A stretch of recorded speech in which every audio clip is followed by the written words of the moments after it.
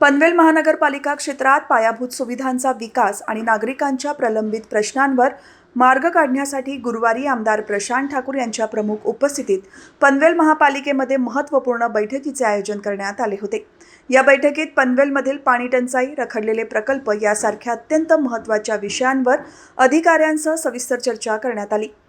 या बैठकीमध्ये वाढीव न्हावा सेवा पाणी पुरवठा योजना टप्पा 3 ची सद्यस्थिती आणि अंमलबजावणी यावर प्रामुख्याने चर्चा झाली। तसेच शिलार धरण उभारणीसाठी आवश्यक असणारी आर्थिक उभारणी करणे, देयरंग धरणातून केल्या जाणाऱ्या पाणी पुरवठा योजनेचा आढावा घेऊन त्याबाबत योग्य उपाययोजना करण्यावर भर देण्यात आला।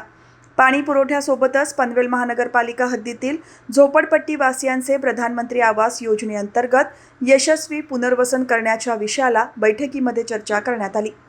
तसेच पनवेल शहरातील ज्या ठिकाणी रेल्वे फाटक नाही अशा ठिकाणी महारेल मार्फत 2 नवीन उड्डाणपूल बांधण्याबाबत बैठकीत सविस्तर चर्चा करून पुढील रूपरेषा ठरवण्यात आली। या बैठकीला आमदार महापौर नितीन पाटील, उपमहापौर प्रमिला पाटील, सभागृह नेते ॲडव्होकेट प्रकाश बिनेदार, स्थायी समितीचे सभापती बबन मुकादम, माजी सभागृह नेते तथा नगरसेवक परेश ठाकूर, नगरसेवक ॲडव्होकेट मनोज भुजबळ, प्रवीण पाटील, सुमित झुंजारराव, अजय बहिरा, शत्रुघ्न काकडे, आयुक्त मंगेश चितळे, अतिरिक्त आयुक्त गणेश शेट्टे यांच्यासह अधिकारी आणि मान्यवर उपस्थित होते।